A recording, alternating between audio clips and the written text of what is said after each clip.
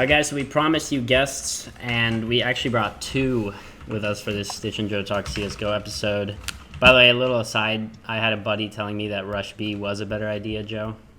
The original title of the show, yeah. Fuck. Yeah. Well, in any case, I have, I'm not going to try to do the hand thing that I do, but I have Josh Shinobi Abstato. Abstato, yeah. I like, for some reason in my head, it's always Weebstato, but... whatever works. Nah, fine. All right. Anyways, and then we have my boy Sean Witmer, and I forgot your last name. Last name's Taylor. Taylor, that's right. Goddamn. Taylor gang. All right. So how about we go around the horn and sort of talk about who we are and what we do. If someone were to chance upon this on the wild fringes of the internet, I am Stich. I was once on my way to being the most influential esports personality of 2016. But in a blast of legendary dissolution, I left the scene. Okay, no, jokes aside though, I did news for HLTV, but I'm not active right now as I'm kind of working a full-time job, but I still do stuff. All right, next would be my man Joe. Joe, Tolkien Fanatic, Cardali. I also work for HLTV, behind the scenes, not nearly as influential as the handsome Polak somewhere up there or next to me. I don't know. Also work for Wikipedia, general knower of things. Who's next? We can do Josh. All right, I'm Josh Shinobi Abstato, current former NA CSGO professional player. I'm currently playing on a team in MDL.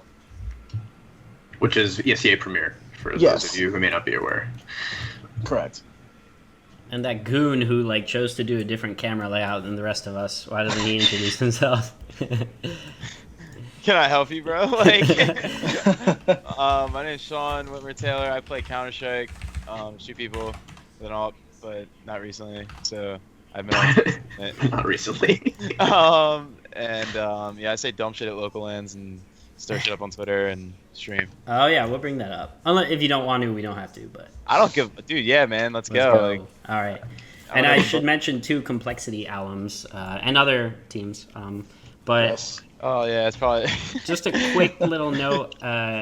Apologies if anything's wrong with the photo dimensions of the layout, but where this is hashtag new tech. But anyways, yeah, we can get started. So I guess this is happening as the major is going on. I actually have it on the TV here. What happens if I turn this? Could you see it?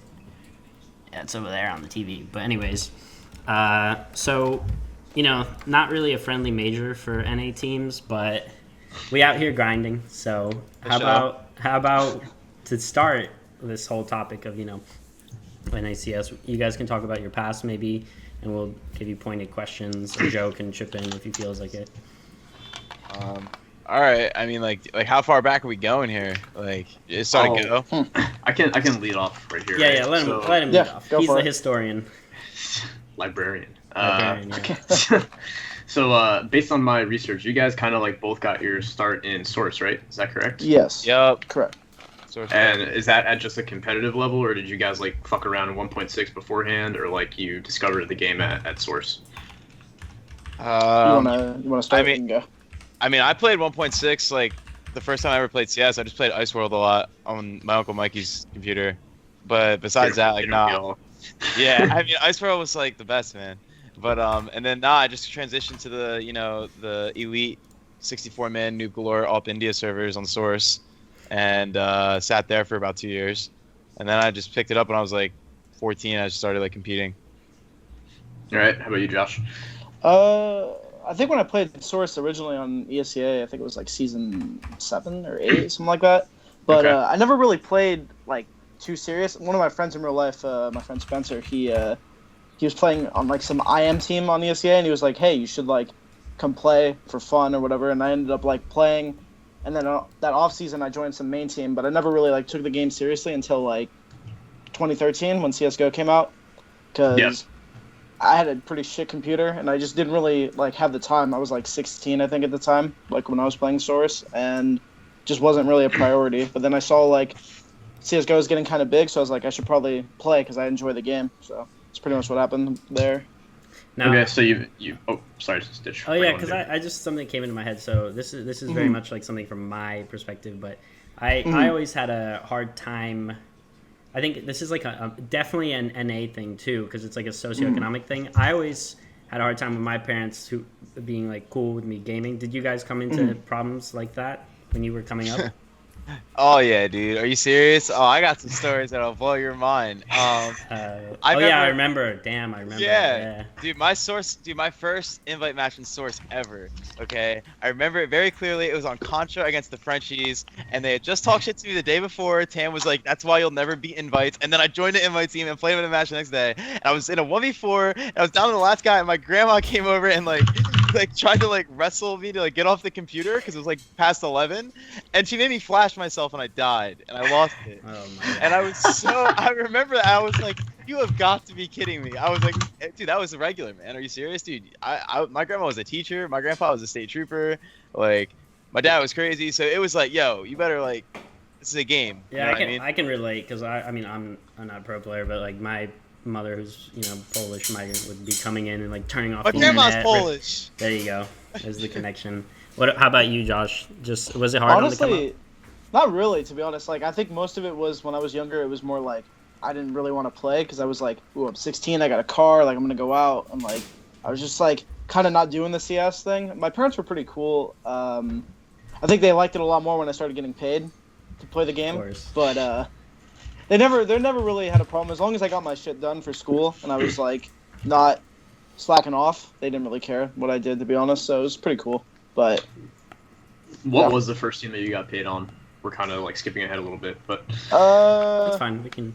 Well, like as a pro, Complexity would be the first like salaried team that I played for. But I mean, like the first time I was making money was when we were on Denial together and like Mortality. Those were like when I was like getting some paychecks. And my parents were like pretty cool with me playing because I was like a sophomore, I think, in college at the time, and I ended up taking a year off. I'm going back now, but that was the main thing. They were pretty.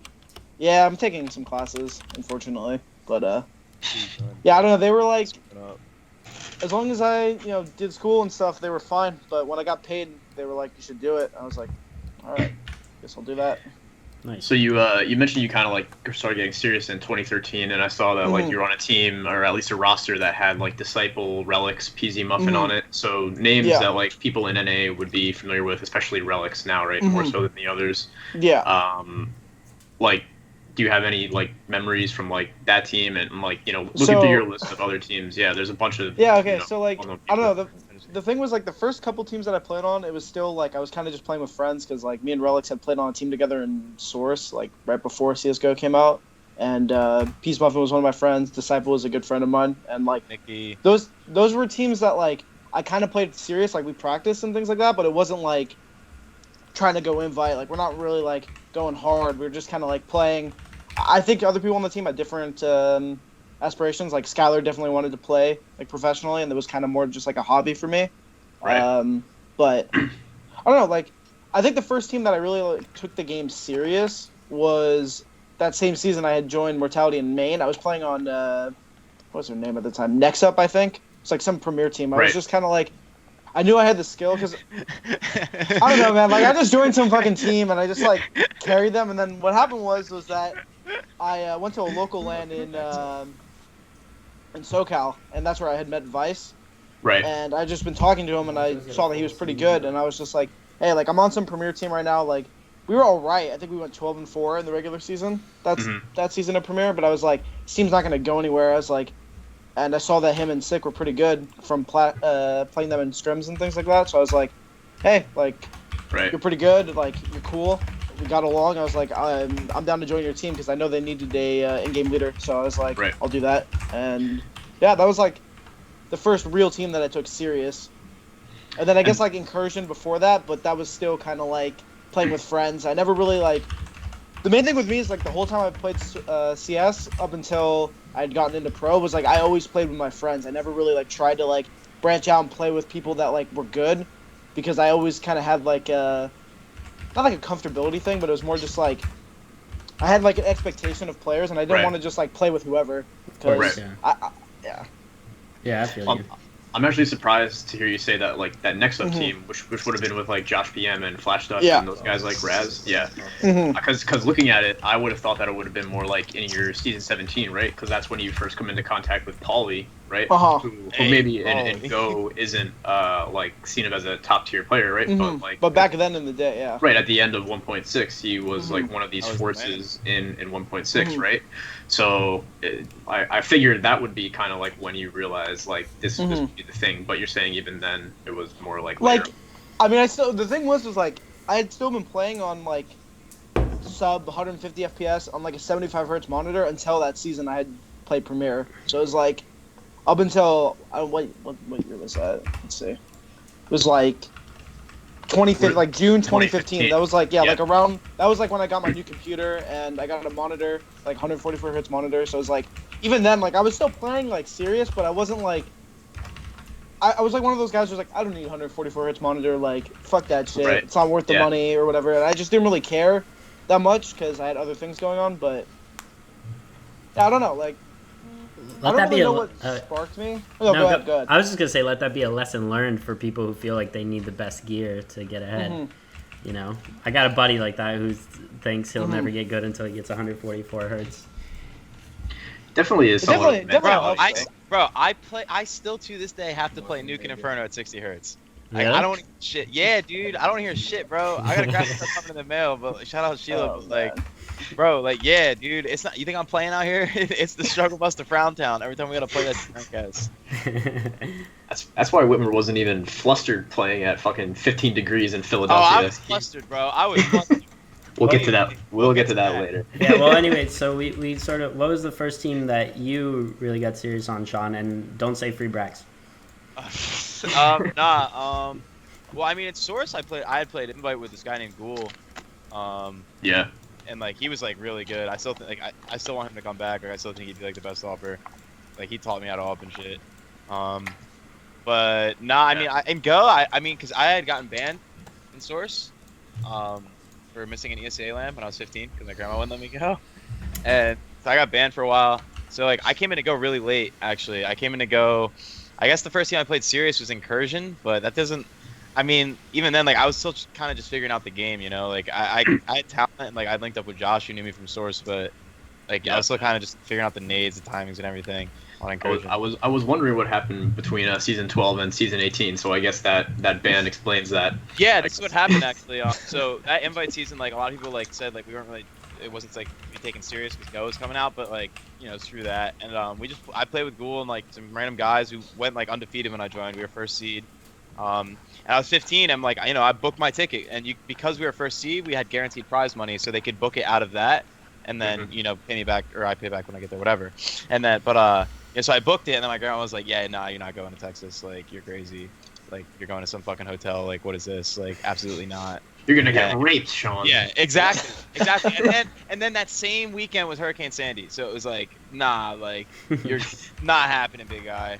Or whatever it was. Wait, history lesson. Speaking of shady stuff in Texas related to CS, what was that team that went to ESEA Invite 1.6 line and they filmed themselves, like, drinking? Nah, that was in Source. That was Source. Source? That was forbidden, yo.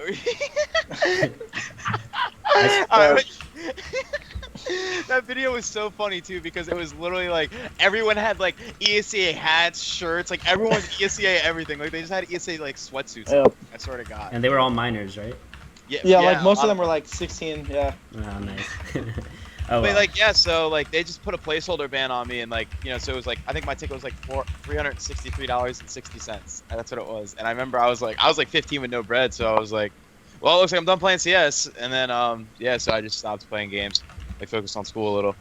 But then I saw Go's, like, kind of popping, and, like, I thought about CS every day. Like, I missed it so much. I was like, man, this sucks being banned. And, like, obviously I could have just, like, mowed some fucking lawns for a little bit and got unbanned, but, like, I don't know, like my computer broke too, like, it just wasn't happening type thing, you know? It was like, maybe this is a sign. Bro. That was the thing, though, because me and him had still talked pretty regularly.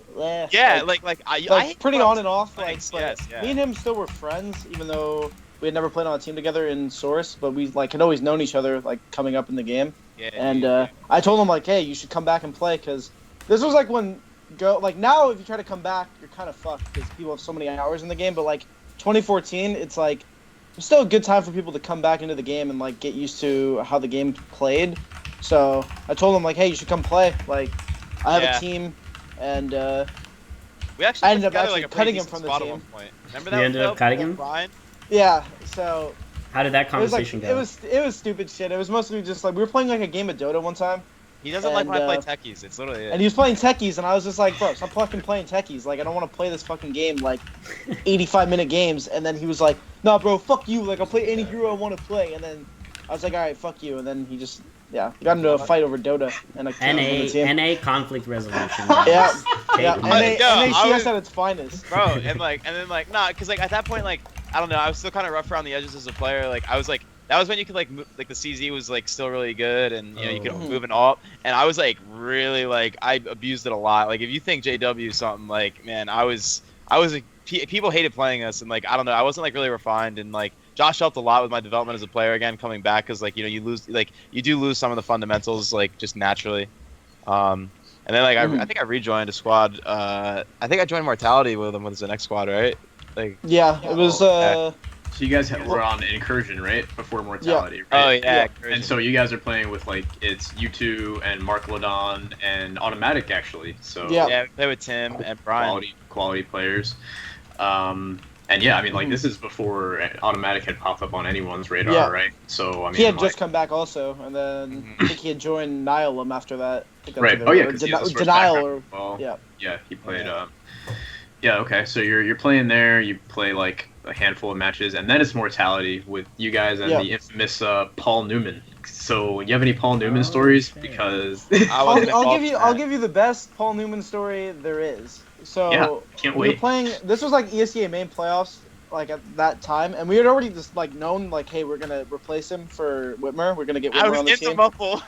And so what happens is that we had issues because the way ESEA works with the rosters is like, well, there's actually two funny stories. So the first one is the problem with rosters on ESEA when you're not in pro, like the way I don't know how they do it now, but it was like always whoever owned the spot was like the leader of the team, and they could do whatever the fuck they wanted. It didn't matter like what the actual team was. So pretty much what had happened was Paul was like holding the roster hostage because he was like leader of the spot, and he wanted to like kick everybody off the team and play with like Ye or whatever. Even though like they both hated each other, but they were both getting cut from the team, so they were both like, no, we're just gonna play together and like make our own team and just fuck you guys. Like, Also straight backyard bullshit. Yeah. So this story is pretty fucking ridiculous. So then what had happened was because Vice and us had gone to a LAN with him, and Vice knew his mom and like knew where he lived, and we were like, dude, why don't you just go to his house and like go on his fucking computer and like kick him off the own roster, and we'll just like take the spot and we'll be great. And then some Splinter Cell shit. Yeah, all this. Dude, and I was we like made some like crazy plan to like go down there. But what ended up happening was that he had messaged like David, the manager of like RGN or whatever, and he had like given him David had like bribed him like $500 to like get the spot off of him. So like, and there was a screenshot because it was like leaked on Paul Newman's stream. So I had like been watching it for whatever fucking reason. No. I took a screenshot. Hunter found it. Oh yeah, Sick did find it. Yeah. So then Sick took a screenshot of it. We were watching the stream together, and Sick's like, "Wait a minute." Wait a second. Yeah, he took a picture, and then we had like messaged ESEA admins, and they were like, "If you sell the roster spot, you're getting permaban." So then we got the roster back. So that was the first story, and then the other story is we're playing some like SIVO. It was like pro placement match that we were playing, and Paul Newman had to stand in for us because we couldn't use any roster ads. Right. And we're playing against like, I don't even know what team it was. It was like Planks, Noble Gaming, I think is what it was. It's like Planks, Roa, those guys. And Paul Newman's in like a 1v1 in heaven on Cash, and there's like 3 seconds left, and the bomb is down in CT, and like the guy Planks cannot win the round at all, and Paul Newman just like flies out heaven and tries to like simple no scope him, misses and dies, and then like a Mumble just goes dead silent, and I just go, you know you're cut after this match, right? And he's like, I know. And then like that was it. Like no one said a fucking word the whole match after that. It was just like, it was so bad. Like we were just laughing and Mumble, but it was like, looking back, like I feel pretty bad because like the guy like tried really hard, but he just wasn't that great of a. Where's he at right player. now? I have no idea. He got banned on ESEA for like trying to sell another roster, so then he was like gone for a long time. So, I don't know, but like me and him are cool now. I don't have any issues with him. It was just like funny at the time. But I have no idea what he's doing. Oh, okay. Wait, is that player? Okay, see, so I'm getting blanks in my memory, but is that player back the one who got banned for a year over the like throwing up at the Uber thing? You know what I'm talking about? Quantic? Was it? No, it wasn't Quantic. There's like talking about 4-shot. 4-shot, yeah. Yeah. Oh, dude, Sam. I think he is back and playing. Yeah, no, Sam was. I think he was playing 4-shot it. Yeah, 4-shot was out. Philadelphia. Yeah, those bans are up, I think, but they didn't get banned for throwing up at a LAN, right? They got banned. He banned because he went onto his computer and like cheated on his account or something. Right, like he literally did exactly what you were just talking about. He like went to someone's house and like fucked with their roster. Like, it's incredible. Yeah. So that's what you gotta do to all you aspiring professionals out there. Don't let your fucking shitty ass teammates know where you live. Lesson to you young kids, like, do you see how bad we wanted it? Like, do you see how bad we wanted it? Yo, this kid's mom was a judge, bro. Like, yeah, she was a judge too. Like, we were like, Josh was down to be like, yeah, I like forgot my charger. Like, is it cool if I come in? And like,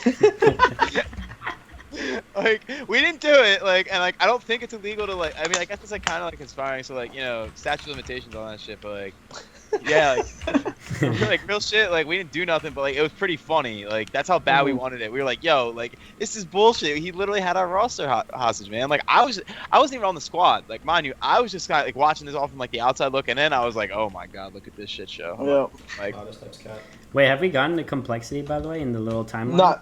Not yet. We're not there yet. We're still still like the coming up. Yeah, man, we haven't even started playing yet. Yeah, so we did our incursion, mortality, then you were like Orderless for a while, or Causalist as the were. Yeah. And then you were playing like SIVO at that point, right? As SIVO Causalist, I believe. Then you got picked up by Trifecta for like literally a week. Yeah, like 3 days I think, actually. Yeah, And then who is this MKP guy? Because I was always wondering. Let me tell you who MaxCap is. MaxCap is an incredibly smart dude. He was a pro StarCraft player. He was on Vile, and he also played Source. He was pretty good. Like, he's decent Source, and like, he's one of those guys that like, he literally only cared about puck stats. Like, literally that's the only reason he played the game. Yeah. But like, he was also like really smart, and like, he could just like intrinsically understand like how to play CS at a high level. And like, I would just like always scrim with him, and like, you know, they kind of like gave me like exposure in Source, like the first like good players I ever met. Like, and Max is just like. He's just a solid dude, man. He's like one of those players that just sits down and he's gonna get you 180 AR in a pub. You know, like, this is what he's gonna do. Yeah, he was good. He was good. I mean, he aced Liquid. The reason we replaced him was just because he didn't want to practice or anything, and we were like, this is like at the point when we were trying to take it serious and we like wanted to play a lot. Right. And even then, like, we didn't prac because we all had like school and just had a lot of shit going on. Like, we weren't full-time players, so it was really hard. Like, even then, we weren't really practicing or like putting in the hours, but our team was pretty good, I would say, for the lack of experience and the lack of like preparation. Right. Because. So you're on Trifecta with this guy. You're there for a week. You leave to go to Denial, right? And now here's where we get to like the real big time, right? Because you get rid of the Max HLTV Cap. stories. You get rid of Max Cap, Yeah. and then you bring in Fruit, Ed Fruit Zoo, or you guys had some other more creative names for him. Yeah, Ed play solo close pit on B and lose to literally, a full block like, we save. said in practice that day, like, we identified this exact issue on map 1 of that relegation match as, on this eco round, okay, they're saving, we don't want you in pit, okay, we want you double checker, double sight, okay, exactly what we went over. This exact round in freeze time, me specifically, I said it, I was not the caller, I said, hey guys at B, make sure you play double checker or double sight. Look what happens. Ed angles up in pit, gets Tech 9, we lose the round, we get reset, we lose the match. We're a little ahead of ourselves, right? So first, you guys are playing. You guys are playing Premier, right? With this roster, you finished second in the regular season, 12-4, pretty solid. Work your way through the playoff bracket, and you wind up finishing first, right? So you guys are chilling, cooling. You're like, cool, easy pro league. We're in there, right? Yeah. Not so fast. So I'm sure the funny part. Yeah. The funniest part about all of that is that made it even worse was like we had not been practicing because Scream sends me an email about 3 weeks before a relegation match. He goes, oh hey, like, just wanted to congratulate you guys for making pro, like, this is the schedule, this and that, like, this is when the matches are going to be played. And I'm like, oh sick. I'm like, tell the whole team, like, we got it, we made it, like, we're fucking in, we're in pro. And then I get an email like a week later and he's like, oh, actually my fault, like, you actually have to play a relegation match, I fucked up, it's my fault. And I'm like, what the fuck? Like, We He's just like, missed like a solid yeah, I like don't know, 10 like, days of so practice. we were just like sitting there like all happy as fuck and like just like ready to go, and then we were gonna take a break, and then he's like, oh, actually, yeah, you gotta play a match. Like, sorry. And so we played the match and we fucking lost. Right. To Winter Fox. Yeah. Yeah. Ooh. I was watching that. It was Soul Crush. The last map was Overpass, right? We actually lost to 11-4. XP3. Yeah, we actually lost to XP3, not Winter Right. Fox. Yeah, I remember. Derek he had beat- that one big clutch on B The side. 1v2. Yeah. Yeah, that was big. that We was- just, I don't know, the thing too was like, I don't know why we like felt like a lot of pressure. I think it was because everybody like, eyes were on us because we had like, I don't know, because we played SIVO and all these teams, we had beaten all these Yeah, teams, I mean, better at this team, point, much you better have to teams than Winter understand, Fox. like, we had beaten like. Well, first off, let's establish that Winter Fox team was not actually the worst team in Pro that season by any. Yeah, I don't think so either. Like they had 3 players for the entirety of that season with like 150 ping. 150 ping in Europe, yeah. Right. But like You know? besides that, it was we had played them in SIVO and we had beaten them like when they were all Yeah. here in NN. Oh, for sure. Like we had Hit taken and what? Liquid, fucking Liquid, G, like pretty much every team we 2-0'd Complexity. Like every team that was like good at the time, we had like pretty much beaten. We showed that we at easily, least too. belong. Yeah. Yeah. like, And I don't know, like when that match came, like I don't know. I don't know. I really don't know what happened because like we had that match easy, Right. but So I mean, like, what was the org response after, you know, first off they take that Pro League spot away from you, and then you also don't win relegation? Like, was it known that like you guys are basically done here? Was that kind of like, did you guys walk? Did they drop you? So Denial wanted to keep us, but all of like I think looking back, everyone made like really we impulsive fucked up. decisions. Everyone just made like really stupid, like rash decisions because we were like, oh my god, like we're not playing pro, like it's over. We're never gonna like be good or whatever. Oh Like my God. even though like had we had just stayed a team, we probably would be like in a very good position. Like we'd probably be on the same team still and like be like in my opinion, we would still be like a top team in NA if we had kept that lineup and like made one change, which the players that we were talking to would have definitely like upgraded our lineup for sure. But so that core 4 that you're talking about is you two, Sick, and Vice, right? yes. And then, so can you talk about who you were talking to at the time? So we were talking to players like Rix, Roka, Okay. a couple other players. I'm But trying to like remember. but the options that we had were like better than Fruit. Like Right. like, The like important thing was not fruit. yeah, pretty much. And like, here's the But- thing. Let's just establish. Like, I think Ed was like. I think he wasn't like an awful player by any means. Like, I think Ed was good. I think he literally like more than anyone in that match. Like, we all in a different way. Like, I would say besides like honestly, like God bless his heart. Besides like maybe Hunter in that relegation match, like I think everyone kind of crumbled a little bit, but Ed crumbled hard. Like you can't like bro like dude like it was bad type shit. Where like you know like you could feel it in his voice like. This man was losing it. Well, you we know? were playing. There was a round that we were playing. We take a pause on Overpass, and I go, "What the fuck are we doing?" And then Ed literally goes, "I don't know. I don't know what I'm doing." And I'm just like, "All right, well, I don't know what to tell you then." Like, He's checked out. No, like Yeah, you know what? He's just impossible to work with in those types of things. It's like, hey, like what's going on? I don't know, man. And you're just sitting there, like yada yada yada, XYZ, nah. mhm. Like, and what do you do as an IGL? Like, you know, and like, Yeah. I would run the other site that Josh wasn't running, CT side. Like me and him had played with together. Like we had a very developed system on every single map. You know, we had our strengths and weaknesses. We knew what they were. And so I would run the big site usually. He would run small site, or sometimes it would flip. And with Ed, there was no site. You have no idea what the fuck this guy is doing. In the most elegant way I could say that. Like, Yeah, it was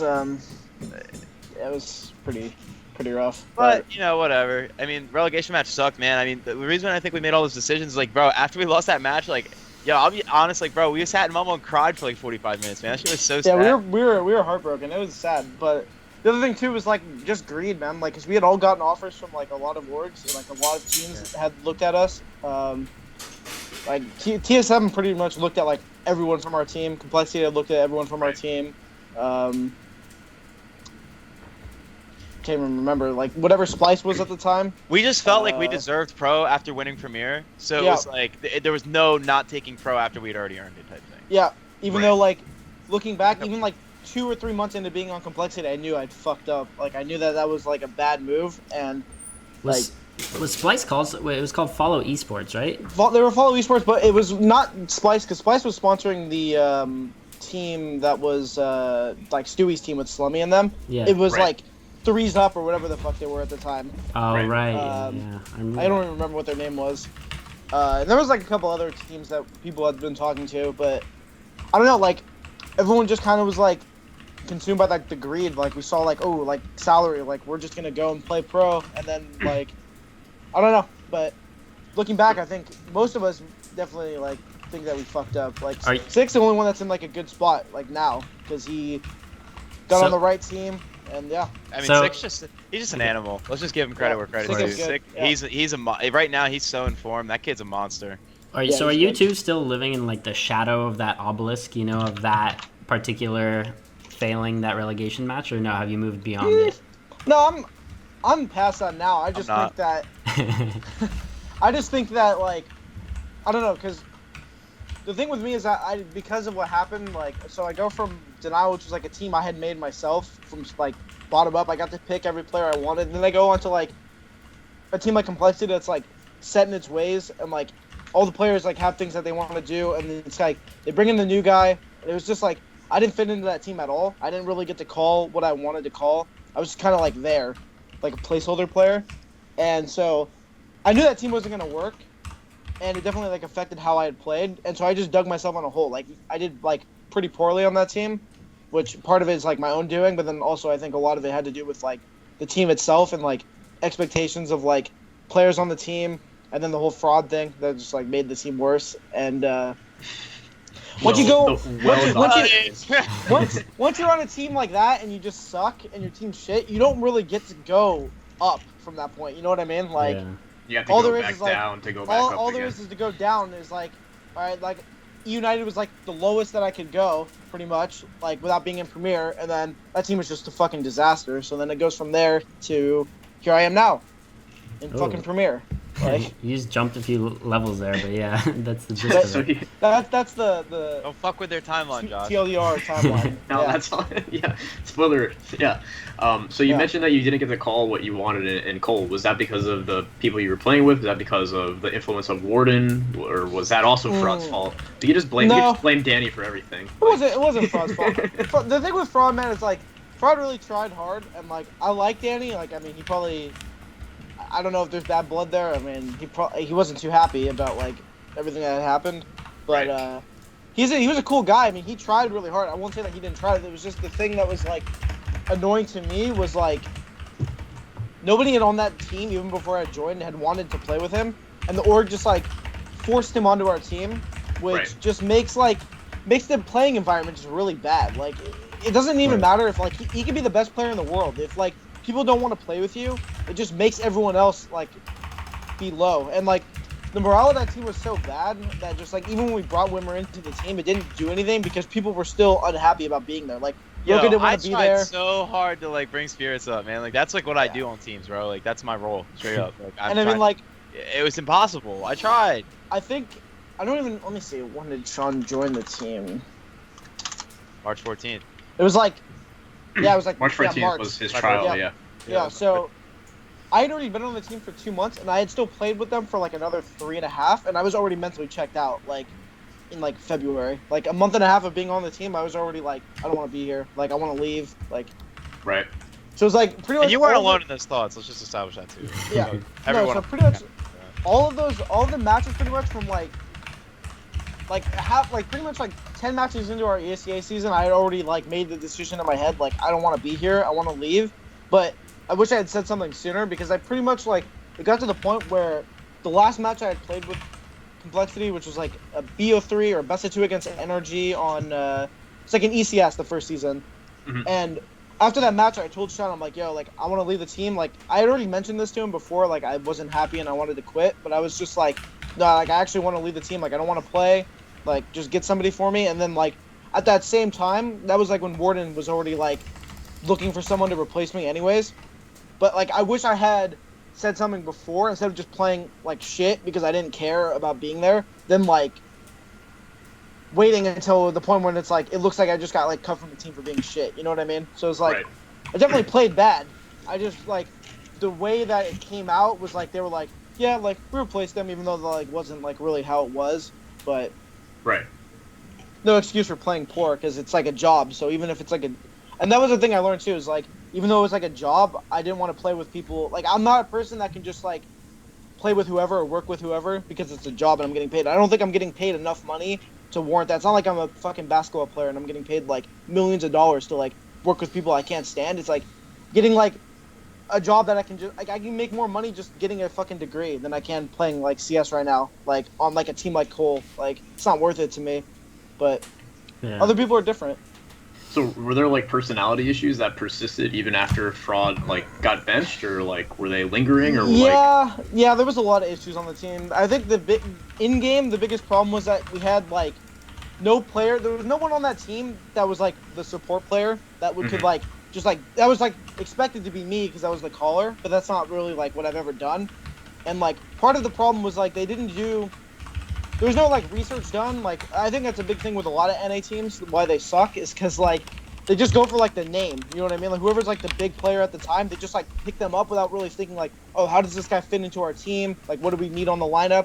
And they just kind of like go for like what looks to be the best option. And like at the time, I was like an in-game leader that was teamless and they needed one, so they just like grabbed me without even like knowing like, okay, what does he like to call? What kind of players does he use? Like they just like threw me into a team and just kind of like a lot of the shit that I called, they were kind of like, all right, like this is what we did before, just call this shit, and like we're just gonna do what we did. And you're like, why am I here? Why am I here? Sean, did you also feel limited in certain ways in like the role that you expected to play? It was more so just like you have to understand like the large majority of my professional setting in CS was built under Josh's system.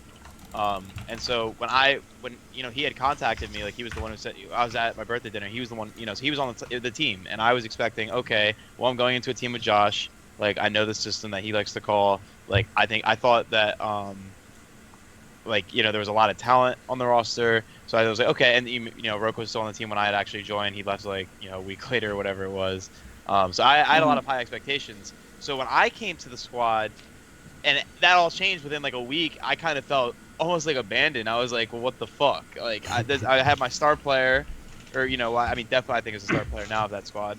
But with Broca, and I have my caller, who I have the number one system I know. What the fuck? You know what I mean? So I mean, yeah, I felt like the environment as an AWPer on that squad for me was like very difficult. I felt like very chastised for taking risks, which is like the entirety of my play style. And one like thing I was down to develop. You know, both aspects of it, of course. Like I know how to passive off. You know what I mean? It was more so just like I felt like I was limited. I couldn't really like, not necessarily by like you know anyone on the team, just more so by the environment as a whole. Like it wasn't like they said, oh, you can't go for picks or whatever. It was more so just like the feeling of like, you know, the risk versus reward. It never felt worth it on that squad.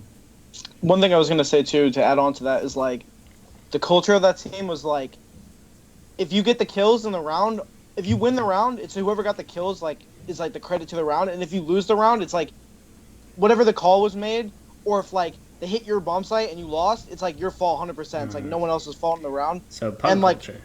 Yeah, and then a lot of the problem with that team was like if you took a risk and it didn't pay off, it was like, don't fucking ever do that again. Like you're a fucking idiot for doing that. Like don't fucking do that ever again. Right. And it's like, that's not how CS is. A lot of like Counter-Strike at a high level is like risk versus reward, and it's like sometimes things you do don't work, but it still is like worth doing. And that team was like, if something failed, it's a fail because it didn't work. It's like it's not a fail because like it was the wrong play. You know what I mean? Like and if someone made a shit play and it worked, it was like you're the fucking best. Like nice shit, like sick play. Even though it could have been like the worst play you could have made, and it happened to work because you hit a shot. It's like this is not an environment that's like ever gonna be successful. And I still don't think that team's successful. Like they managed to like get by on the skids, like if pro they're like 11th or whatever, 10th, whatever the fuck they ended up finishing. But it's like, if that's good enough for you, if like you're cool with like barely getting by and keeping a spot, then it's like, all right, like do you. But now they are going to Vegas. They are going to Vegas. I mean, yeah, like I actually think the Desi pickup is sick. I think Derek's sick. I mean, Desi's an upgrade for that team. I think that's an upgrade. I think Def is really talented. I think Brad, like, of course, I'm a game for Brad. But I don't think that, like, the problem with Cole and the thing that they've done for the last year is they just make pickups based on, like, getting more skill into the team, and they don't actually, like, fix any of the problems on that team. Like the issues that they have, like when I was on the team, is still issues that they have now. It's like just different players plugged into like the same problems because like that team still doesn't have any role players. There's no one that like wants to like take a backseat and like do the dirty work. And like when they have a player like that, like I don't think Ape is very yeah, is good. that what he was supposed to be? I don't think Ape is very good, but I mean that's what he did. And then when he doesn't play well, they like cut him because it's like that's the culture of that team. Like if you do bad statistically, you're out. So it's like, yeah. I mean, like to be honest, like if they keep playing and like Uber continues to play like he's been, he'll get cut next too because that's just how the team is. Even though I don't think Mike's a bad player at all. I think he's a pretty good one. I think they're all very skilled players within their own right. Yeah. Like, I think, like I said, it's just like I don't even know what to describe like the precise source of the problem is for what I felt.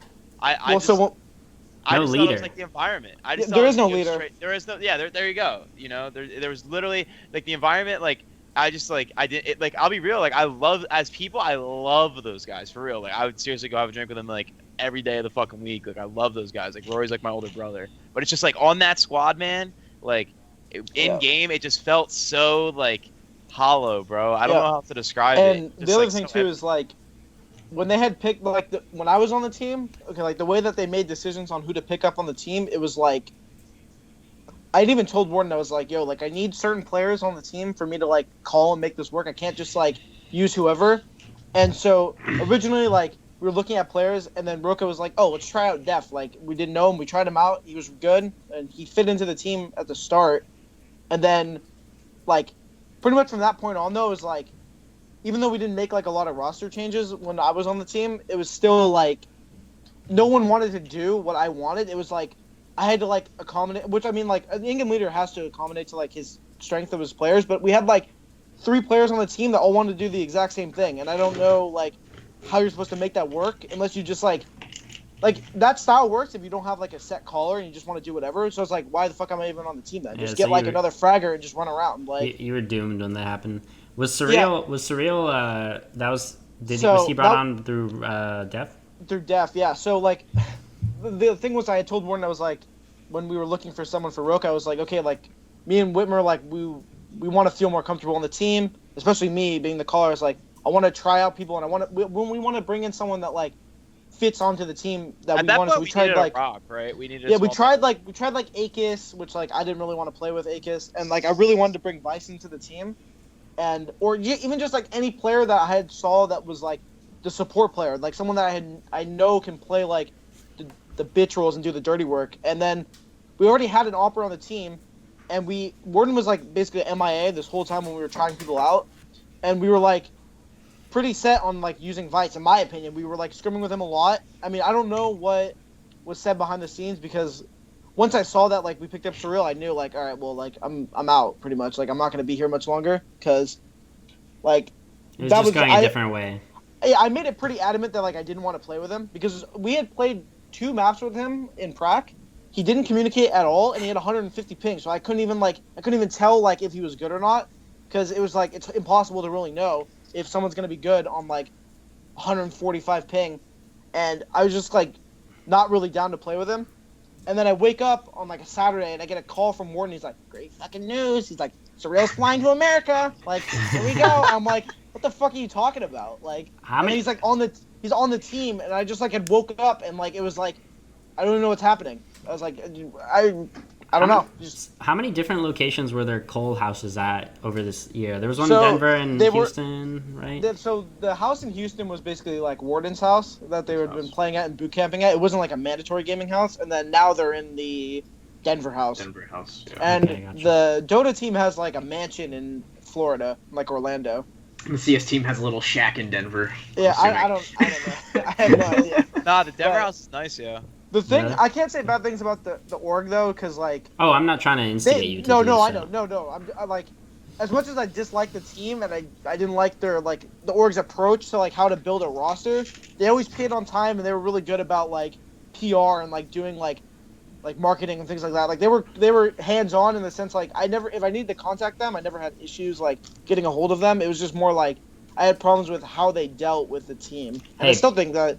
Part of being a man is telling people straight up, I like you, but I don't like the way you do shit. So yeah, Yeah, nothing wrong I with mean, that. I'll be real, like, you know, I agree like with a lot of the sentiments in game, like no doubt. But like the time I had on Cole was like surreal, man. That was the first time, no pun intended. That was the first time I was like ever on a. That was the first time they put me on an airplane for the first time, bro. You know what I mean? I was, you know, I ate in this like insane fucking restaurant in Atlanta that like I like literally stepped out of. I was like, I don't belong in there, dude. Like, I like, you know what I mean? Type thing. Like, as an org, like I don't think you can ask for a better org than Cole though. Straight up, like in terms of like handling shit and like especially like legally shit. Yo, we got them P1 visas on lock for the Brits, yo. Are you serious? Yeah. Yo, I will say that It's that CGS money.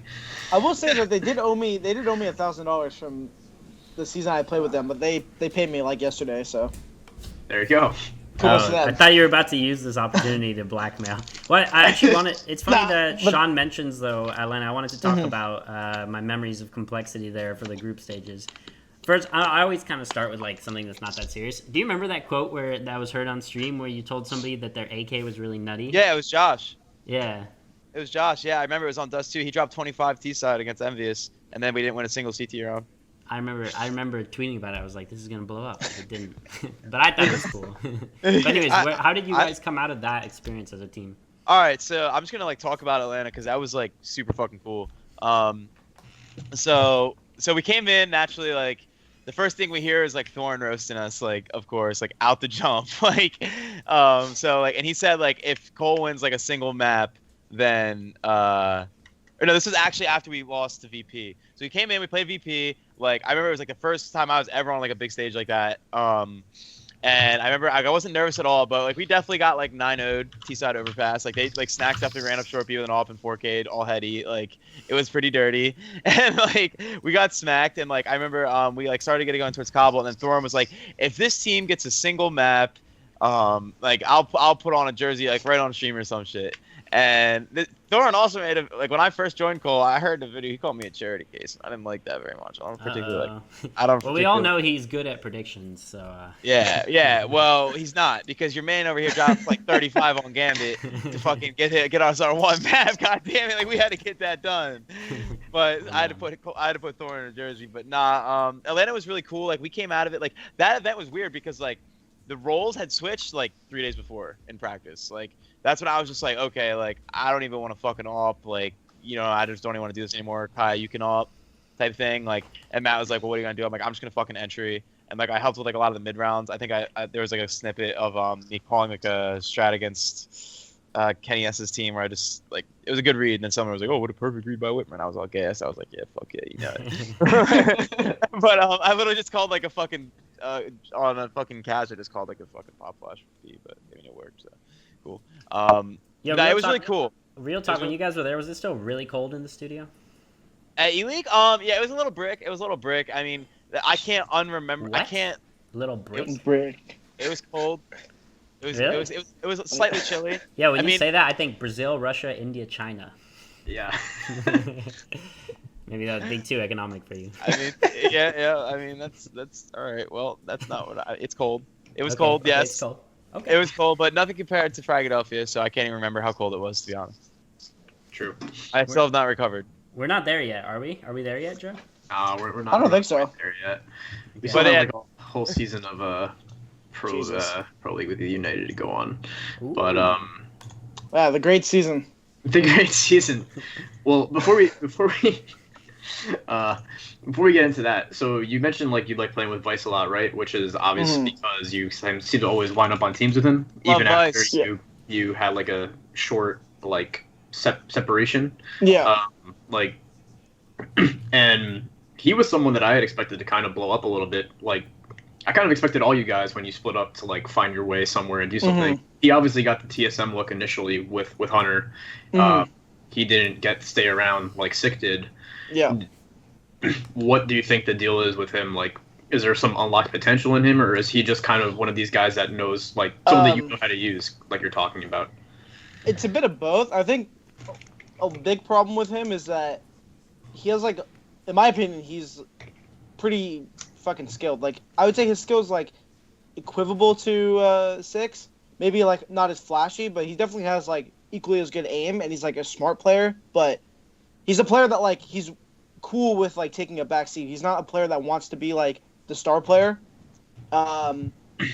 And the problem is that because he's like a pretty passive player, and like same thing with like not only like in game is he passive, but when it comes to like giving his input, he's pretty like just doesn't really give his input too much. He makes his calls, but he doesn't try to like take over the round and like do any mid game. He's just kind of like there, and he's reliable in my opinion as a player, which is why I like him. But one thing that I'm trying now with him is getting him more involved in the action, because I think he's really skilled. I just don't think that.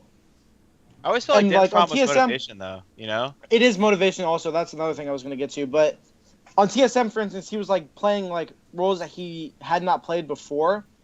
He was like lurking and like doing things that he didn't really do in the past. Like the thing with his playstyle is like he can lurk in entry, but he's not really like dedicated to one spot. So it makes him like a perfect support player because he can always be like the third guy in. Like on our team, what he did a lot was like he'd be like holding a push on one side of the map, so not really lurking, but like being an edge player. And then when the take would come in, he'd be like going back, getting the bomb, coming into the site, planting the bomb, and then like playing good fundamentals in the post plant. And he can clutch because he's got good aim and he's smart. But is that a big widely problem used with him- term, edge player? peripheral, I think, is what people say. Peripheral Really? player, I like yeah. it. I Or like it. edge, yeah. Like you would look at like a Sanks or something as like a perfect example. Someone Yeah, that could like go to an alt spot with a rifle and just tap people out. yeah. Nice. But yeah, I mean, I think he's really good. I mean, I've played with him for almost 2 years, so I mean, obviously, I'm pretty keen on him as a player. But his problem is just like one, it's definitely motivation. He's a player where like if the team's not good or like doing well, he just kind of like gives up, and like you can, like he's not like I don't know how to explain it. It's like it's not like that he doesn't try to play. It's just more like, if the team's not doing, like on E United, for instance, like we're just like a fucking mess, and so it was more just like we're showing up and playing, and no one wanted to be there, and like you could tell that he wasn't like really interested. But I know that he's like a player where he's like told me I'm quitting, I don't want to play, like this is it, I'm done, like fuck Counter-Strike, I don't want to play, and then like I always get him to come I back. heard and it like play, 20 times from Dan. Yeah. Dude. Yeah, Sounds he like always me says he every doesn't want to play. It's like, bro, you're not fucking quitting, bro. Like, relax. But yeah, no, he's a really good player. I just think that The Rock. Man. like, yeah, he's just a player that he's kind of like he's too okay with doing whatever. I think like he could be used a lot more effectively. Like I've always just used him as an anchor player, like a small side player, just like a support player, because he's always just done that for me. Like it's like a comfort zone. It's more a comfort zone for me as a caller than I think it is for him as a player. So what you're saying is he could use a little bit more of that like simple, relentless drive of the self. You know, where you like impose your will. When Dan on gets the server. fired up, you remember there was one match. Remember on Cash, he had like he went like 38 and like 11 or something, a huge solo match.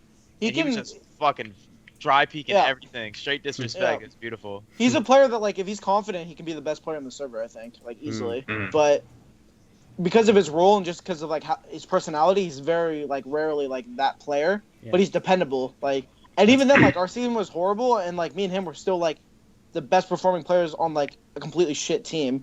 And, like, I know that the skill is there. Like, I know that he can play, which is why I play with him and I keep him around. It's just, like, I think he really needs, like, a good support system around him to be, like, a good player. But he's not a star, so it's, like, it's kind of like the second or third best player on the team. So Joe knows I'm famous for my asides, so sorry if I'm interjecting here, but I want to hear your guys' opinions. Who's the best best or underrated like support dirty work player in NA? In NA? I don't Jake. even... I like Jake for that. I don't even know if there is Fugly? like a real... Yeah, you're saying Fugly would be a good one. Fugly's a good player. I would say... There's not really many support players in NA. Yeah, you froze. You were like, oh, fuck. Everybody wants to be a star. Trey. I don't know, like... Yeah, it's kind of hard. Do not NA players count? My man, Will Man. Bolts is an example of a player I would say that's like a pretty good, stable support player. We're talking NA. We're talking young kids who are raised to be stars, and then they get put on the team, and they're like, oh, God, I can't get the gold medal. Lil Man. I don't know, man. Like, there's not many. Lil Man is that boy. Would you even consider Stanislaw to be like a support player? Like I don't even. Yeah, I don't even. You know, would be a good one. Stanislaw is like one of my favorite players, honestly. Like there's a lot of the thing with NA. There's a lot of good players. I think that very few teams have players that are like support. Like it's mostly like 2 or 3 players that kind of play like the same role, and they just kind of like take turns like going in and like I don't think you need set rules, but I definitely think you need a player who's like willing to take the hit more than others, like in terms of Brian. like. I miss Brian for that, dude. Dude, Yeah. this guy Megazord, man, you guys don't even know. Eski, dude, he was the GOAT. Eski, yeah. He was the GOAT support player. Yeah. Real Oh, talk. speaking of, you don't even know any players. You know who I played in matchmaking with last night? He was on the other team, JMZ. James, I mean, there's a good example of a support player, honestly. I We think got the crushed, thing is, but not because of him. It's just our team sucked. I think the other thing too, a lot of the problems with like, okay, so like in 1.6, like support players were like common because like you didn't have to have sick aim to be like valuable. Like you can be like a Senya and like have good movement and be smart and like still have like he's not the best player. Like he's even like on like a top team like a Navi at the time. He's not like a top player, but he's definitely like valuable because he's like smart, good movement. He Lord can, like, B is clutch. another good example Yeah, from the old. but version. like in this game, you got to be like not only you have to be smart and like have good like decision making, but you also have to have really good fucking aim in this game. And so support player is kind of like a dead role in my opinion in a lot of cases because very rarely you find like a support player like Crims is like a player like they have sick aim, but they also have really good fundamentals and they play smart. It's like you don't find that a lot, and especially in NA, it's mostly like really good aimers, not so good like I think Steel's brain a players. good support player. Yeah, Steel is good. Well, But- okay, this might be a little too deep, but you know how like in other sports will start off and then the skill level rises and at some point it's not acceptable to be the old way? Is that what kind of happened in Counter-Strike? Like Yeah, the old A little bit, IGL yeah. doesn't exist anymore. The old support Yeah. player. You just have Yeah. to be fucking good now. Yeah. Yeah. Yeah. No, I mean, think that's been so. the case for a while. I mean, I think that's just nature of Go, honestly. Like, I remember me and Josh had this exact conversation 2 years ago, you know? Like, it's in Go, like, building a team, like, you know, it was like, well, what do you want to do? Like, do we play with, like, you know, our old guys that, like, you know, we know how to play the fucking game, play really good Team CS, Yeah. and we'll get 30 kills and lose over and over? Or do we want to just fucking go up with these young guns and just take over? Because that's kind of what happened, really. Like, we went to Yeah, SEA and Premier season and like competed. We missed SEA Land by 1 round because of a Jason R ninja defuse. We won't talk about it. I'm sure But if he yeah, had I the mean- option then to do the little close up on his face, he would have done it after that. Yeah, for sure. No, he definitely would have. You saw this round. He hid behind cat stairs on Dust 2, and we all hid in pit. And we're like talking about next round. Like he forced overtime, and we'll talk about it.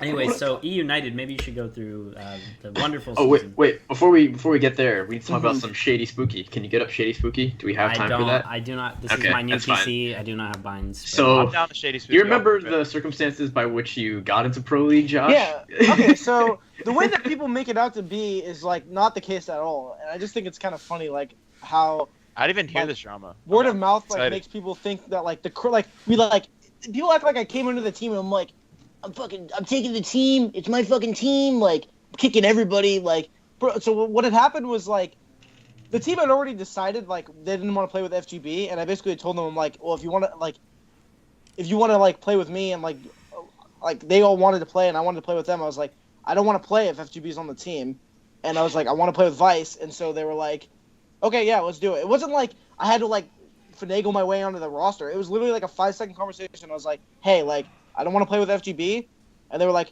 okay, cool, and then that was it. Like, and then like so Vice had joined the team with us, and picking up Ruru. So like the thing with that situation, and like it's funny because in the end it didn't matter because like he had like the floods in Louisiana, so he Right. wouldn't have been able to play anyways, which is just like funny, like obviously not a funny situation, but it's just like kind of ironic the way that like the events like turn out. That's But- not funny. No, not the flooding is funny. No, that's like not ironic, funny. like a It's ironic. Yeah, it's like funny, Yeah, like, there we it's funny, go. like Up our the vernacular circumstance. here, No, bro. no, funny. Yeah, no, ironic is like it's just like the circumstances. But replacing Ruru was not like my decision. It was like CJ and Marv did not want to play with him because they didn't feel comfortable playing with him because they didn't know him.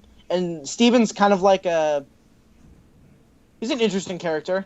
He's pretty reserved. He's pretty quiet, and so like getting to know him is kind of difficult because he's just pretty like chilled. You know what I mean? He's not really like he's not a player that like is gonna make banter and like you're gonna like really like hang out with him outside of like practice and things like that. So Keeps himself introverted. yeah, and like CJ and Marv are like young dudes and like they're like impressionable, and so it's like they need like I don't know, like they felt more comfortable playing with like Armin. So that's like what that decision came down to. And originally we had picked up Ethan. Like that. Right, So originally though we had played with Ethan, and he got poached by CLG, which I don't blame him. Like. Right. But so what I was actually referring to was relegation, where what I was trying to get at was, did you mastermind specifically poach all the players off of Kona so that you could just automatically get the spot because it's yes and no. So like coincidentally it had worked out that way because I had already wanted to play with Vice and he was on that team. And then David, the manager of RGM, was like, "Hey man, like I'll just come with you." This guy keeps popping up, man. He pops up in our show too, man. This is Stitch's favorite person, by the way. Yeah, no, he goes.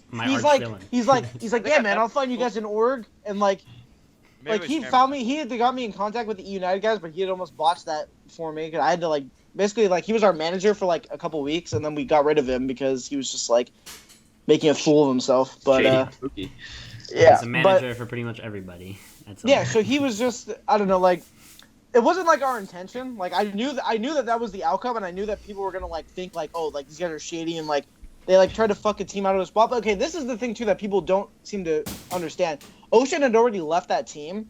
That team was dead. It was just like a roster spot that was just there, and then these guys were gonna try to play this to keep a spot and rebuild it themselves. So I'm sitting there thinking like, how are you guys gonna like ridicule me for like putting an actual like a legitimate team together that's like trying to practice, and when you guys just like want to play to like maybe have a spot so you can just replace the whole roster. Like they weren't even going to be a team.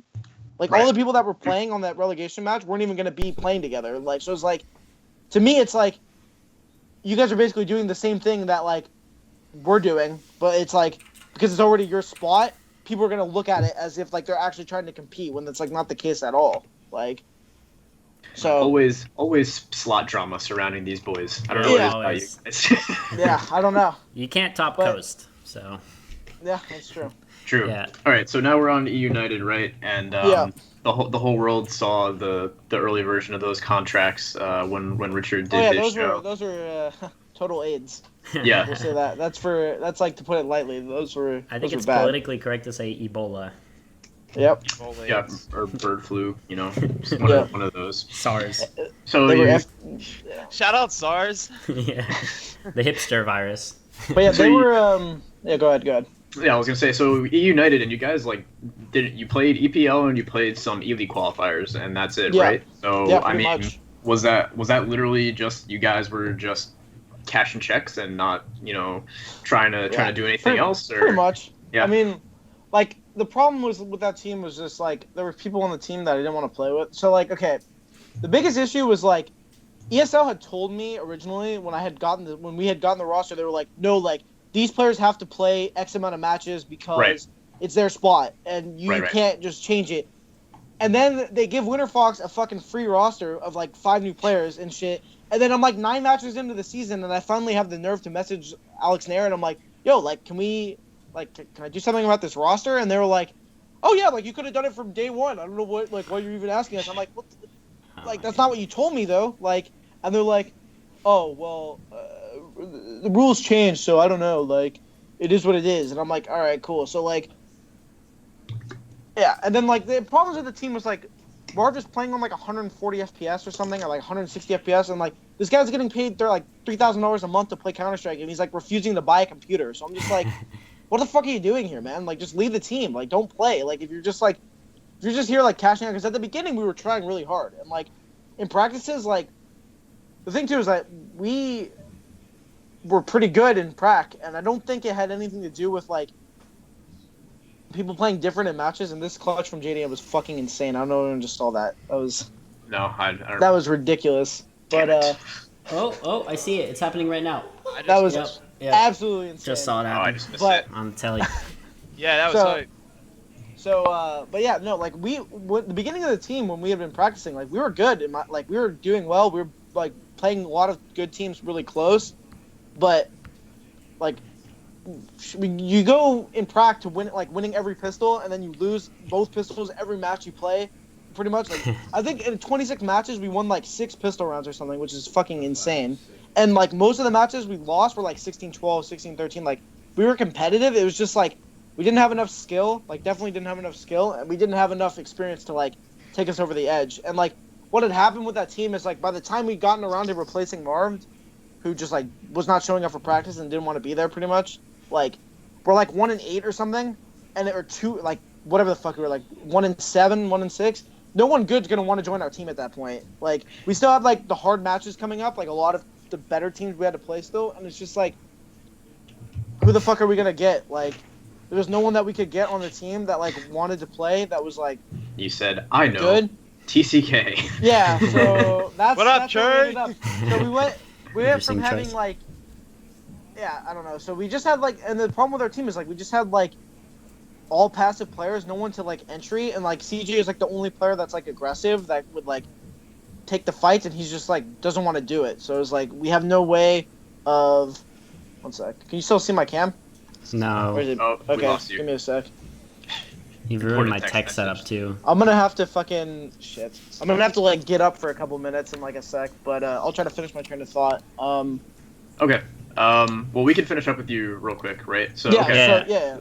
So you So I finish guess at the the- bottom of EPL, you get Yeah. auto demoted, right? And so Yeah. now you have a little bit more roster flexibility. So Yeah. now your roster is going to be what? It's you, Vice, Armin, Wrath, and Dizzy, right? Dizzy, yes. So these two youngsters. Wrath, I'm more Yeah. familiar with than Dizzy. Yeah. Dizzy's more This recent. is my boy. Yo, good luck Yeah. to him.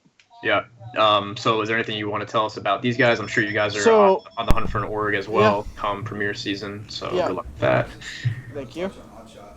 Yeah, so I mean, the main thing is like, people. I think what people think is like, oh, I just like went on Reddit and I was like sick clips from like 16-year-old player, and like I just saw like Dizzy on Reddit, and they're like, okay, like that's why he's on the team because of Reddit and shit like that, or like because of Summit. It's like, I don't think people think like have common sense to think like maybe they practiced with him and they thought he was good in scrims, so they like picked him up for the team, which is like with me, the reason, like, a big problem with my team last season was just complacency. Like, people weren't putting in the time. People didn't really, like...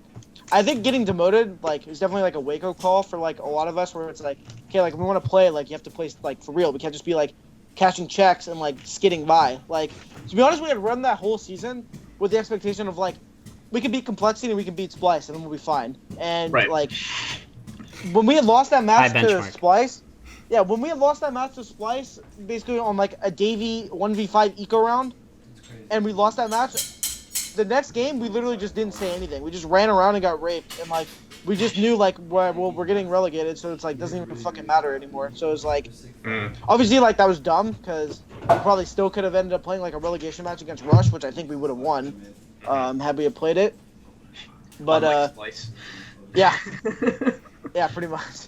But yeah, so I mean that was the main thing. I was just like, we just pretty much gave up at that point, which is like it's stupid, but like that here we are. But yeah, I don't know. Like so when we came with picking players up, I wanted players that have like a lot of skill and potential because the teams that I've always known from like my short successes or whatever that like if I have players that are just really skilled and they listen and I can just like tell them what to do, those are like the teams that have been the best for me. Like Denial, for instance, like. I have a player like Sick, and I just go, yo, run out and headshot this guy, and just like, go now, and like, this is what you need to do, and just like micromanage. Like, I have a lot more success doing that than trying to play with like players that like try to like do everything on their own accord. You know what I mean? But so yeah, like they play like 100 hours every 2 weeks. Like they're really dedicated to playing. So I was just like, I'll give them a shot. And like unlike Pro, like being in Premier, it's like there's a lot more leeway like for them to learn. Like there's not like the players aren't as good. The look So is I know different. Rare. Yeah, It's yeah, not- like it's not the player, pro, there's but- not as much pressure, and like the players are just not as good. So it's a lot easier for them to like get experience and like learn how to play, and then they can just dominate Premier with like their skill. And then by the time like if we play Pro, they'll be ready, in my opinion, to like compete. Because like right now they're not ready, but like we still scrim like Pro teams, and like they still do pretty fucking well. So. I mean, do you have any plans for other events that you guys are going to play, like, other than Premier? Because, like, this is the problem that I have with NA, is that there's really, there's, like, no small land It's hard. scene. Well, It's so- hard, right? The biggest problem is that like all the other leagues I gotta fuck. I'll be right back. One Alright. second. Okay. All right, time to ask Sean real All personal right, we'll talk to questions. Sean now. Sorry. We were having, like, the Josh half hour over there. What up? All right, Yeah. so you stayed in Complexity a little bit longer than Josh did, right? Did you Yeah. finish out EPL 4, or were you benched Yeah. before the end of it? I think we finished it. I think we played all the matches together. I'm not quite sure, to be honest. I'm pretty sure I did, though. Wait, Okay. let me look. I'll stop being lazy. Yeah, I did. Okay. Okay. So you finish out EPL season 4, and then you're off the team in like September, right? It was more towards August actually. So I guess I really didn't finish it because I remember I had to come home because my dad was sick, and then like I remember I was staying there, and then it was right before the Toronto land, and then like I had issues getting a passport on time actually, and then like the combination of that, like I could have got it like super expedited, but like I didn't have a lot of bread because of my dad, so it was like all that happened. They're like, yo, you should I was more just like, yo, I think you guys should really just cut me. Like I don't think like, I'm in a good place to play right now. Like my mental's not right. I just don't think like I can leave willy-nilly all over the country right now. So that's kind of how that happened. It wasn't necessarily like, oh yeah, like you're cut. And then like one day I got on and Jason was like super gracious. He was like, yo man, like it's just the official call. Like I know we talked about it already. Like it was pretty smooth. Right. So that's of course when they brought in AFF. Sorry about that. No, you got skipped out already. Now it's the Witmer show. Sean's turn. So then after leaving Cole, you kind of like when did you start playing with the Mythic guys like Lexa and those dudes? I'll be real. Like after I left Cole, like I mean it was kind of like almost like a wake up call in terms of like just day-to-day life. I had a lot of shit going on at home. So it wasn't even like I was really focusing on CS. Like I would just come up to like I'd play like a rank S here or there, but it wasn't necessarily like a prime focus or anything. The Mythic guys I didn't really contact for a couple months after. I mean that was more so just like, yo, like what are you guys doing? Like I'm literally doing nothing on my every day. Like I might as well play Counter-Strike with you guys. I just miss like being in a server with people and shooting. And I thought that'd be a good idea because I was gonna like try and stream a lot, which just couldn't happen where I was at. And yeah, I mean it was just a difficult situation all around. So I joined Mythic just as like a placeholder, and that's where I met Dizzy. Actually, I mean, I love Eric, I love Alex. Like we did try and pulled and everything too, but it was just I realized what it was. Like the extent of this is like this is like a main stream team. Like it's the modern stream team. You just got off the stage in Atlanta, bro. You didn't do great, but you got a map. You showed you could at least be there, and like haven't you had to deal with that a bit though? Because like I've seen comments about people who might not have known who you were, and they would like the first thing they'd refer to you as is like the guy who plays with Hiko. You know what I mean? So like haven't you had to fight with that reputation? That's I mean, here's the thing about my reputation. I never really gave a fuck, and I still kind of don't. Word up. Like just to be honest, like I know that's really shitty. Like but like when I first came into CS, I remember like I was like, what are these skin things? Like this is stupid. Like what do you mean there's people streaming? Like I literally wanted people to leave our community alone. And like now I realize like that's stupid fucking like that's so stupid. Like obviously like the fans and everything make it great. It's just like in terms of like how people know me. I mean, bro, I don't even fucking know me. I'm 20 years old, bro. Like I get on, like I act how I act, I say what I say. So like if people know me from a Hiko stream for being funny, like that's cool. Like I'm glad you know who I am. Like whatever. You're building your brand. Yeah, for sure. I'm building a brand, no doubt. But like, I definitely feel like, yeah. I mean, I definitely lost respect as a CS player, for sure. I think it's deservedly so. I mean, what the fuck? You have to earn respect, bro. What have I done recently? I won Premier a year ago. Is this a good segue into talking about respect? Talking about Fragadelphia? I think you just made it one, like regardless of how good it is. I mean, I guess so. Dude. Very passive way, I guess, of asking. Well, no, I mean, I actually don't. I mean, not. I mean, there's a lot of aspects of Fragadelphia we can choose to explore. Where would you like to begin? I only have one fixed opinion on the whole thing. Most of it is just typical, like, social justice gone wild by the tape. Give it to me. I love it. 188, you know. Yeah. No, but my one opinion, and I'll tell it to you straight, is I think that your statement was poorly timed or worded. Would you agree with me? Well, which one? The twit longer? Or the twit longer. Oh, 100%. And that's a good analysis. You're smart for that. And I realized that afterwards. And here's the other thing. Like I said, all of those core issues, like me making that initial tweet to Char when I was obviously like, if I shouldn't have said whatever I said. Just like doing whatever I did wrong. Like in terms of what I said or when I said it, like that just boils down to I really just don't like care to be super precise with it because to be frank, like I'm not necessarily representing like an organization currently. Yeah. Like I have no, and that's just kind of who I am, which I guess maybe is why some people like me. But you almost let's noobs to yourself with the Premier rejects thing. You made it quotable. I love it. Dude, bro, if you can't deal with that shit, bro, that's a meme. You have to embrace the meme, bro. Exactly, I agree with you. Like, if you can't deal with a witmer, if you can't deal with like, if you can't deal with that shit, man, then like you're never gonna be anything. Like Hey, Swedish players, pay attention. You literally, if you can't deal with that, like you're just gonna fucking self implode.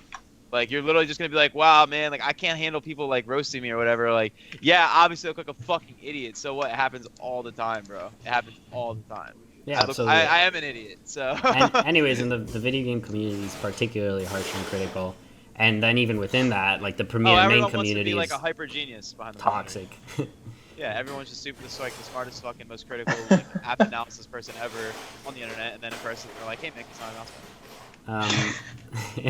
well, I had no other questions really. Like I think the whole thing was mind in depth. We could turn to the future unless you had something else in mind, Joe. Like, my only question was like, I know that you're like a frag stalwart, like Philly boy, Philly Rays, all that shit. I love the so. Do you plan on returning to frag, or like is this gonna be a cause of animosity, or? Man, I asked myself this question in the shower this morning, man. Like, it's like, okay, no, there's no animosity at all. Like I love Wob, I love all the nursery guys, I love Steve. Like you have to have, for me, I have an ultimate respect for what they've done and what they're continuing to do. However, I feel like that event they were either like understaffed or like shit was just like not clinical, especially for 2017. Like, you have pro players coming out now. Like, I'm not saying like fucking serve to the pro players. Like, I'm not even saying me, bro. I'm fine with whatever the conditions were per se.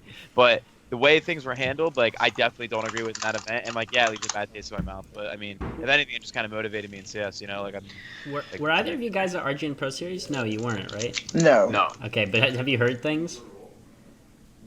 I'm no, that's like the what is going on here? We are in the Twilight Zone land, like matches to 3 a.m. Well, I mean, a lot of lands do, but like it started at like 9 a.m. We're talking like RGN matches that have gone to 3 a.m. Yeah, me and Josh have done a few of those for sure. A couple BO5s that started at like 12 East. Yeah. Speaking of online BO5s, let's talk about your silent beef, Josh, because we skipped over that in the timeline. I love Sam, man. Like what? I don't know, man. Guy was just like. This is like fucking. I just think it's kind of retarded when you're getting beat in a match, and so the only thing you can say is that. Oh, he lagged out. Oh, you can hear me now? Am I good? Yeah, we got you. Yeah, the only thing that you can say when you're like losing a match is that Fruit is like fat and how he like has chink eyes and shit. I was just like, okay, dude, like. Cool, man. Like, you're really cool. Like, so I just like went off on him in the game. It was like, that's like pretty fucked up to say, like in a match, like for like unhinged too, for like no reason. Like, it wasn't like Fruit was saying shit to him and then he's like, it sounds like saying shit back. It was like that shit, dude. Yeah, we're just like playing and like I go onto his, or someone was telling me that like he was saying that on like their stream, so I just go on to like silent stream because he was streaming it, and I just like hear all that shit and I'm like, all right, man, like, but like. People, I don't know, like, people just take things, like, out of context. Like, I probably shouldn't have said, like, how I said it, but, like, to me it was warranted because of, like, the events. Can I tell you guys my one Sam story? Oh my God. Yeah. My one Sam story. It's kind of boring. Well, it's not boring, but no drama. So I compete. I win out last chance qualifier for the win out. Like, who won? CLG won over Luminosity. And they were watching like our qualifier game, and I get like a sick 4K on B side of Cobble. And the next round, I do the dumbest thing you guys would have thrown up. I buy an M4 and I jump up onto B plat. You know what I mean? And just get tech 9'd. And then after the match, I go over there and Sam's looking at me. He's like, "Man, you're an idiot." That's my story. That's it. Is there any lingering animosity between you two guys? No. Sam actually is. He's a cool guy. He's a nice guy. Me and him actually talked like quite a bit about like organization stuff. Like when I was on a United, he's pretty cool. I don't have any issues with him now.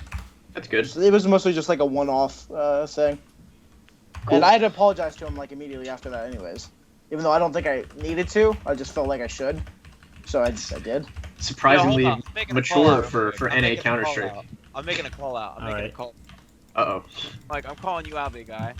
I watched your last episode, yeah? Mm-hmm. Bro, don't you ever question. You said like, oh, you think so? You were talking about Sheila. You're like, oh, do you think he's getting it? Don't ever question me, my son. Don't ever question me, boy. You just I wipe sunned that me. up in a heartbeat. I wipe that up in a heartbeat. Oh man. Boy.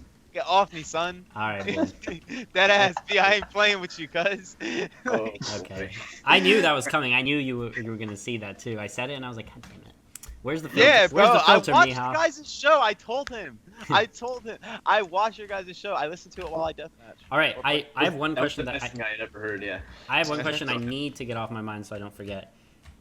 We'd like to do, Joe and I like to do a little bit of scouting. We'd like to kind of raise the value of players. And I'm not putting pressure on you guys, but any names that come to mind lately in the NA scene of underrated? At what level? At what level? Any we're level. saying to break into pro. I'm talking some level players. You know what I mean? I'm looking at names you're gonna see more and more in 2017. I'm looking at Sick. I'm looking at Twist. Okay, I think both those guys are just fucking But they're lights already out. pro. Yeah, we're looking more All right, on Dizzy, bro, straight up. Dizzy, Floppy, Wrath. I think all those guys are pretty good. Floppy. I think. Let me go through my ESEA real quick because there's definitely a few people I came across. Like a Proto, those Odorous, these guys. How about you, Josh? Any names come to mind?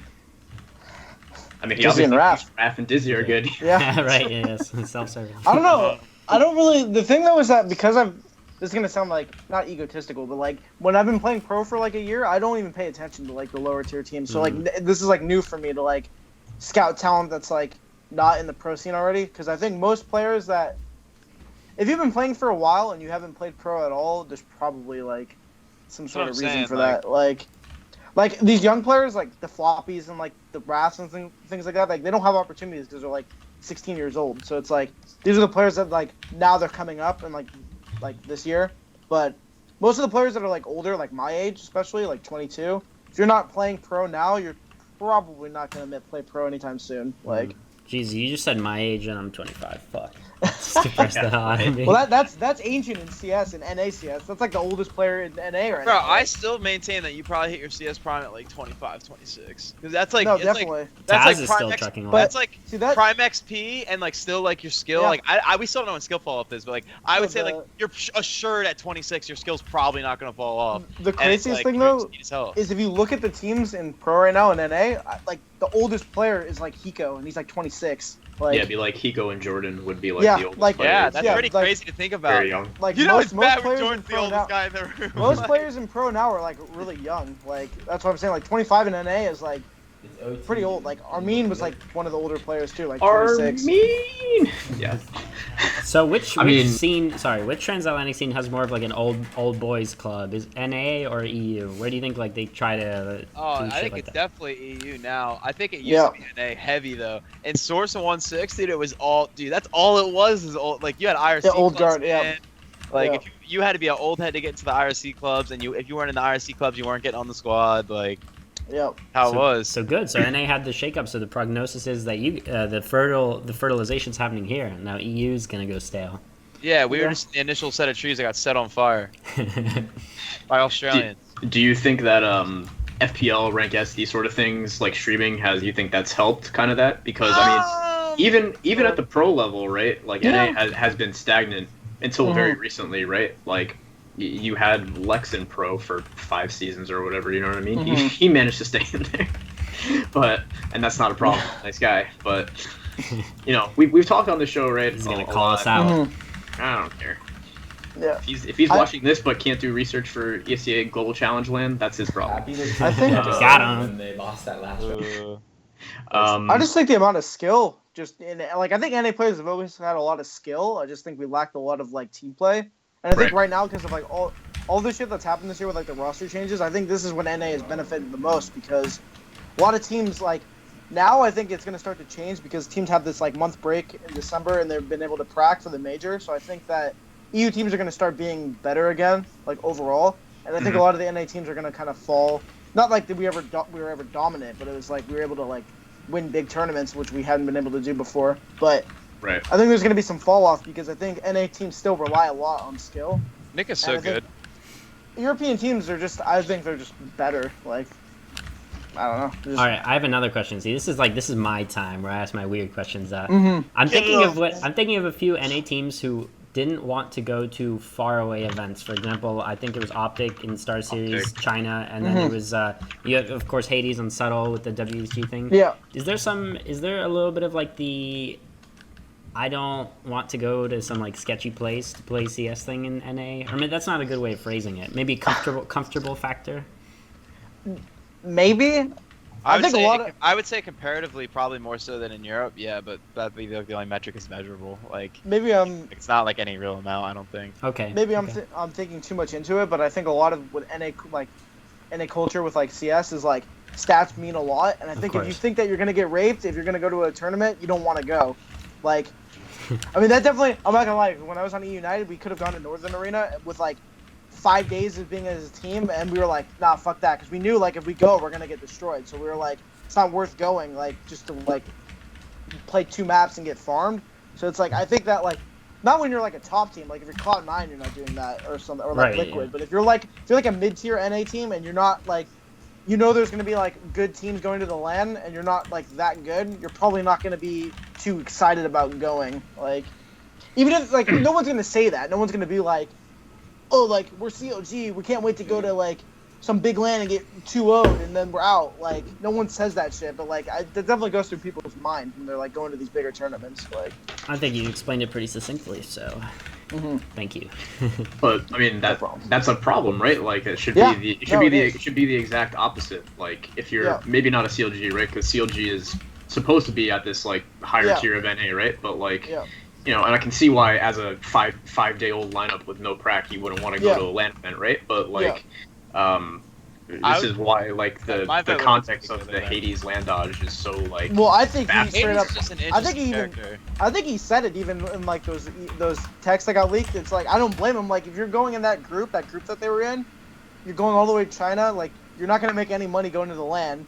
You have to go to China, which is but it's free travel. You get to go to China. It is free. Not everyone and goes they to China. and they went to they took VP to overtime with their coach. From what the Dota team from Cole was telling me about China, I'm not too keen about going there anytime soon. Really? Yeah. I mean, it's a different place. Like you. Yeah. No, for sure. You get stabbed and be bleeding out in the street, and people would walk past you and not help you. There's a lot of that kind of stuff there. Actually, I have a story about that. What? All right. Who's got the phone? Ring ring. Who dis? It's my phone. Ah, okay. My phone. Who dis? House phones in 2017. Yeah, same thing. So do we want to wrap up, Mihal? Yeah, we can wrap up. I'm trying to. Yeah, I drank a lot of water, so I'm about to, bust like a dam. You're out, Sean? Yeah, bro, I got a dip, big guy. All right, dude. Thanks for coming on. Thank you for having me, man. Yeah, Josh, we'll be in contact, brother. Of course. Uh-oh, you guys heard it here first. Team. Yeah. Later. All right, thanks, Sean. All right, wait. I gotta turn that off because it's gonna look. Yeah. Yeah. So if you have any last words as well, you can give them. Yeah, go ahead. No, I guess just thanks for the interview. Really, just like. Do you think? Yeah. Hey, it's not an interview. It's just a chill. A formal chill. A chill. Just bro out. Yeah. Yeah. Yeah. So Joe and I will probably be back with a more conventional episode. Oh my god, it just zoomed in on your face a lot. No, it's fine. We'll be back with a more conventional episode. And yeah, I was going to do a little plug for my stream, twitch.tv/StichJoe because I do it now on the weekends. That's all. No one can spell that. Stich plus O plus M plus Y THIA. There you go. All right, guys. So yeah, we did a little feature on NACS. So hope you guys enjoyed. Peace.